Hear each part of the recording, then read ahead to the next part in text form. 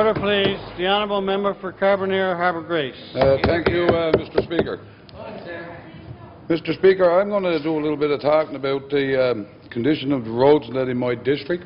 It's quite relevant regards of, I sit down, I listen to members opposite about, the strings of pavement that they're putting through their districts and that. And, like every member here, we all want, great things for our district and that. So, I'm here tonight to speak on some of the things that's going on in my district. Mr. Speaker, up on High Road North in Carbonear, it's the entrance to our town. The town's boundaries ends off by the first house going in that road. The road belongs to the province. Our boundary line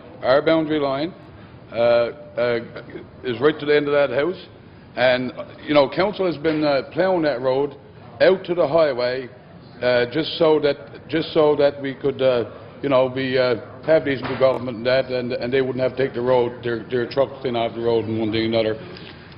So this road is in a deplorable state.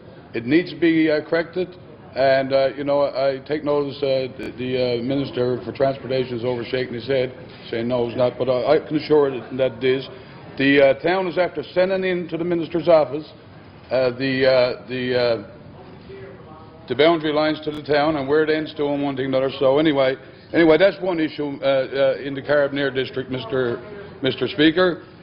And another issue is there Mr.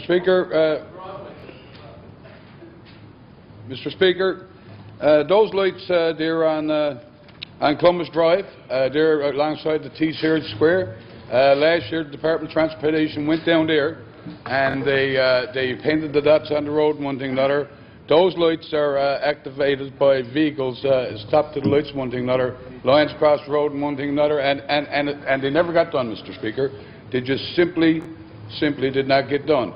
And I could assure the Department of Transportation it's a very, very dangerous intersection indeed. Many accidents has taken place there prior to those lights going in there in that intersection. So anyway, Mr. Speaker, that's just a couple of issues as it pertains to the town of Carbonear. Now, there's a couple other issues in Carbonear that I'd like to bring up also, and one is questions, when the school was built and the school was occupied and they were building 4 more classrooms on the end of it. I'm kind of concerned about that, what took place there, and was the numbers. Somebody had to have the numbers, and the kids were in there in school and construction going on, of course, and that was something else too. So, Mr. Speaker, that's a few issues about there. In Harbour Grace, Mr. Speaker, the Harvey Street in Harbour Grace, Mr. Speaker, was supposed to be done 2 years ago. That is a Department of Transportation road, and of course, Mr. Speaker, I don't even think there's anything in the budget this year to continue on with that stretch of road. And like I said, it was supposed to be done 2 years ago, and up to this point in time, it hasn't been done. Mr. Speaker, in Riverhead, Mr. Speaker, there's a section road there that was done by the Transportation Department about 3 years ago. The drain was on one side of the road was elevated to the opposite. Residents down there now, 6 or 7 residents along that road are getting full brunt of the water on the road. There is actually, in some cases, running into people's garages and one thing and another. And, I had the Mayor of Harbour Grace, we had a meeting with the Mayor of Harbour Grace, and of course there's a letter gone off to the Minister to that effect. So I'm hoping for that down to be corrected, whether it's with curb and gutter or whatever the case may be, but the water and the pressure got to be taken off those people down there. They're having a very, very tough time down there, Mr. Speaker. Mr. Speaker, the Harvey Street in Harbour Grace, I want to get back to that again for a little bit. Is it the government's intention to finish that road for the people in that area? It's in deplorable conditions, and I'll tell you, It was a good job done up to where they ended up, but now anyway, we need to move forward with that, Mr. Speaker, because if not, of course, it's a shame to see such a state of a road, especially a road that belongs to the province. Mr. Speaker, there's another few issues in Bristol's Hope. Now, it can be twofold. There's a beach that goes across Bristol's Hope that ties one road into the other, on the north and the south side of town. And of course, over the last few years, the Department of Transportation no longer tries to keep that road open. And there's some concerns there on the other side of the road. The issue is there's a pond on the other side of the road, and it's now infilling with beach rock and one thing and another. Now, Mr. Speaker, if the town, the community of Bristol's Hope, if somebody took a loader and went down and filled in that pond, I'm sure it would be an environmental concern to somebody in here. I'm pretty sure that they would be able to stop them from filling in that pond. There's life in that pond, trout and other things, and that's not the biggest problem, Mr. Speaker. By this road not being reinstated there as it was over the past, it's a big concern if a fire took place down in that area, Mr. Speaker. Bristol's Hope is mostly a wooded area, and the possibilities of somebody actually getting trapped down there, if they weren't able to travel across the beach area, they would be trapped either on one side of that community or the other. So, I mean, there's two concerns here. One is safety of the residents in Bristol's Hope, and of course the other one being a safety concern as it pertains to environmental concern as it pertains to that pond in that area. So, Mr. Speaker, there's certainly got to be something done for those people down there. And it's not a big job, by the way, Mr. Speaker. It's not a big job to have that road reinstated.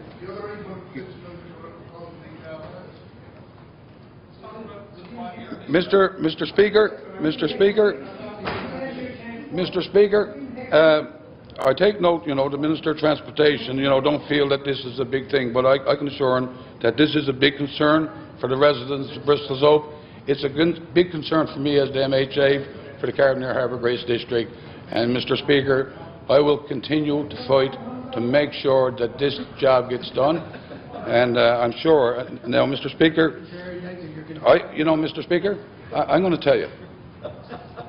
I got my 20 minutes now, Mr. Speaker. They'll get their opportunity, we say, when the time comes. So, I mean, they may think it's funny, but the people in Bristol's Hope, or the people in Carbonear, or the people in Victoria, or anywhere else, don't think it's funny what's taking place with them right around there. Mr. Speaker, Brian's Cove. Now, while I thank the government, and I will thank the government, that they finally rightified the situation as it pertained to drinking water in Brian's Cove. I am very, very glad that that was done. I'm glad that was done. Unfortunately, Mr. Speaker, it took an election to get it done, but I mean it got done, and I really do appreciate that. But Mr. Speaker, they got another big concern up there right now, and they did apply for capital funding this year, and it was Point Road. We're in a position over there now, and the people over there are calling me, they're emailing me with the concerns, and the problem is that road, and the Point Road is called, the pavement is that bad on that road now, the bus drivers no longer will travel out there with the bus because they're breaking springs off in the bus to pick up children. So, Mr. Speaker, that there in itself, it's a concern for the safety of the children on the buses and that too, I'm sure. But, Mr. Speaker, that Point Road needs to get done. It's important to the people in that part of the district. Mr. Speaker, Victoria is a growing community and needs infrastructure. And of course, I just want to bring up one thing in this House now, and it needs to be brought forward. Some years ago, there was what they call limited service agreements. And Mr. Speaker, in order for our towns to grow on that part, and I'll explain it too, because some people probably don't understand what it means. What it means, Mr. Speaker, if just say, for instance, you wanted to put another road in the town of Carbonear, and the town took it upon themselves to do it, they would not be able to apply to government for funding on that section of road, because it's outside, it would be what they call outside the limited services agreement. And so, in order for communities to grow in the district, you know, this should be certainly looked at with the possibility of lifting that, because we all want our communities to grow. Each and every one of us want our communities to grow. And, Mr. Speaker, just to give you an idea on that, Victoria is indeed a growing community. It's got a lot of housing. It's done a lot of housing over the last few years, and it's certainly increasing in size. As of course we all want our communities to grow and prosper. Mr. Speaker, fresh water is another area, and I'll go back to it again. It's got the same problem as Bristol's Hope.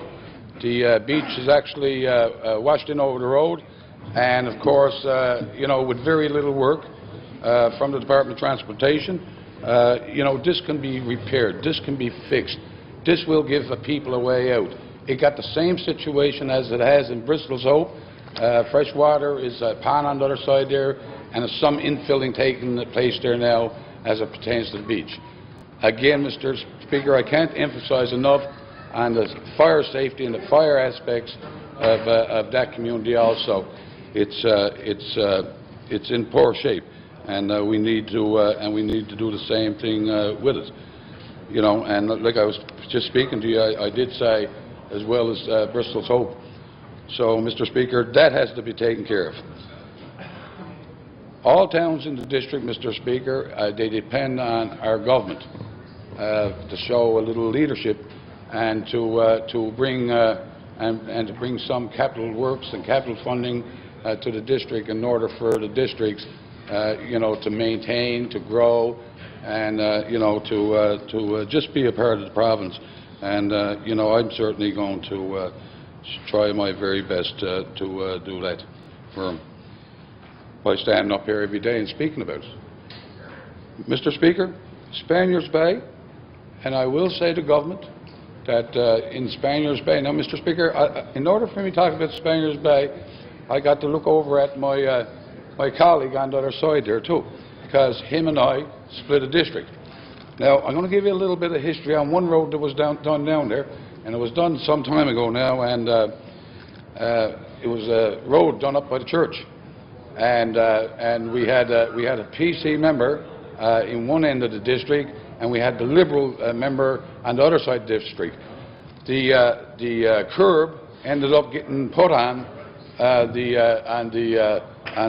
PC side of the district, and no curb got put on the other side of the road.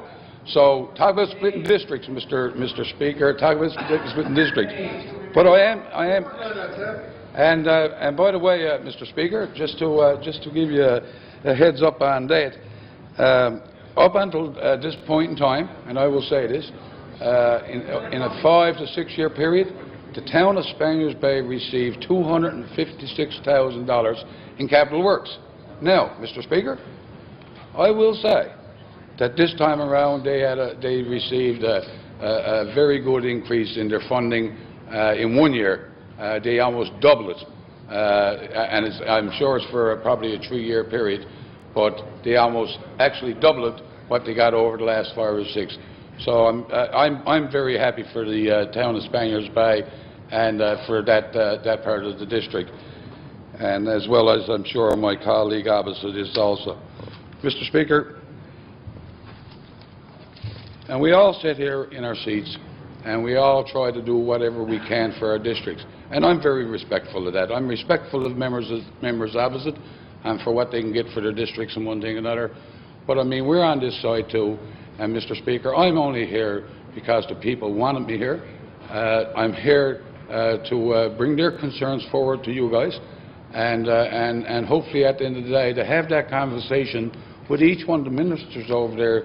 When I have concerns, I need to bring them forward. And so, Mr. Speaker, I'll just say this. I mean, any time that I stand here and speak, I'm speaking from the heart. I'm speaking on behalf of my constituents. And Mr. Speaker, I don't really apologise to nobody for that.